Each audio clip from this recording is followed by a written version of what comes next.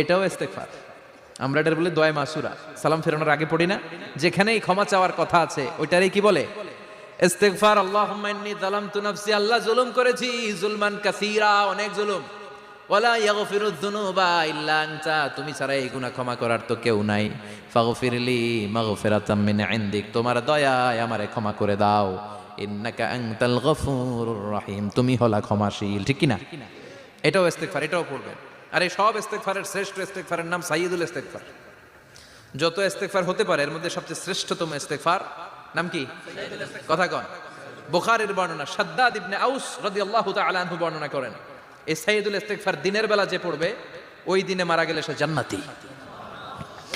এই সাইয়্যিদুল ইস্তেগফার রাতের বেলা যে পড়বে ওই রাতে যদি ইন্তেকাল হয় ওই লোকটা জান্নাতি। মুখস্থ আছে না? কার কার মুখস্থ হাত তুলেন। মাশাআল্লাহ, তাবারাকাল্লাহ, মাশাআল্লাহ, মাশাআল্লাহ। আর